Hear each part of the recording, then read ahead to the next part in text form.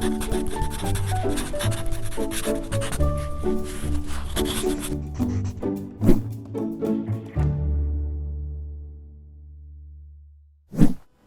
I'm Sarah Fry. Welcome to PaTTAnpod.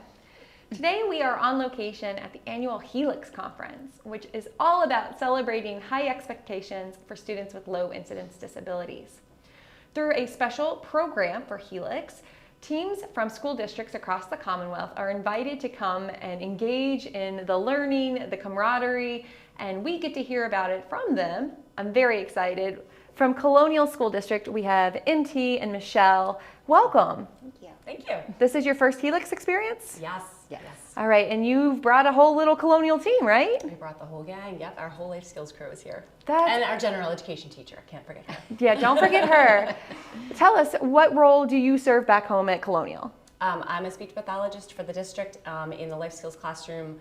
I do all of their therapy, and also I'm our AEC coach.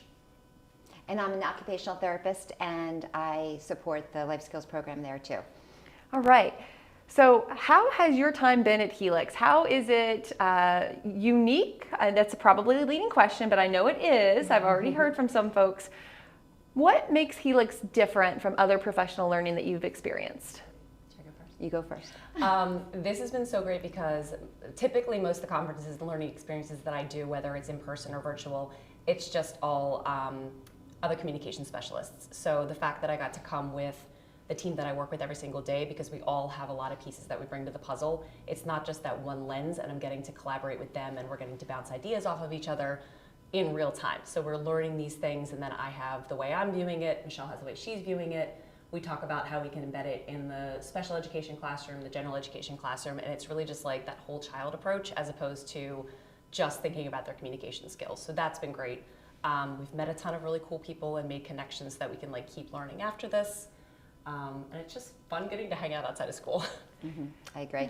Yeah, and I think that what it kind of also has helped us do is we're doing a good job. I mean, we're doing a great job with our program, and we're taking back some new things, but it also has reinforced that what we are doing currently, we're doing it great. So I think that, you know, we can now take back some things and make it better. That's great to hear. Yeah. What maybe what has been most helpful or inspiring from your time here so far, as far as maybe content? Any new ideas or things that you're like, oh, that's a different way of thinking about that? I think across the sessions, like all of the sessions have been really great, and I've taken things from each of them, but I think what I've liked the most is that in every session there's been something that's very practical and very functional that I can pinpoint, like, oh, I learned this, and either this is how I'm going to change my practice or this is something new I'm going to add to it. I really liked the one we did about like adapting technologies, and like it was super hands-on, and we were able to just like learn how to do things on the fly with the materials we have in a short amount of time. So that's a really concrete example, but every session has had something that I'm like, this is the thing I'm taking, and when I go back, this is what I'm doing. Yeah.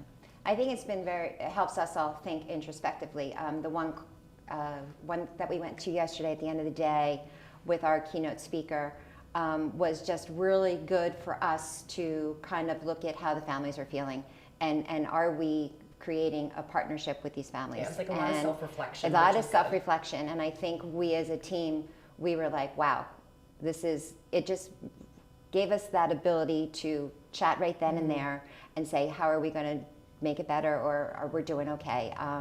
So I just think that there's just so many different ideas out there, and a lot of the functional stuff, of course. I mean, as being the OT and the speech therapist, we're going to take it back, but it's just been amazing. And that reflection piece is huge, because when you're so busy just like working with the kids, dealing with all the school stuff, you don't really have a ton of time to stop and think about that stuff and talk about it as a team. Even if you do it individually, it's not something that as a team we get to sit down and discuss and say, like, why are we doing this? How are we doing this? How can we do it better? Well, I think that's a great summary right there. Like, well, why are we doing this? How are we doing this? How can we do it better? That's, wow, that really, I think, captures a whole vibe of HELIX, right? I agree. Ladies, it's been wonderful to hear from you today. I know your teammates are waiting, so you guys can go back into sessions. So thank you so much for being here. If you'd like to learn more about HELIX and other resources and supports available to support students with low incidence disabilities, please check out our show notes. John Ragsdale, producer, thank you as always. And to our audience, come back to PaTTAnpod very soon.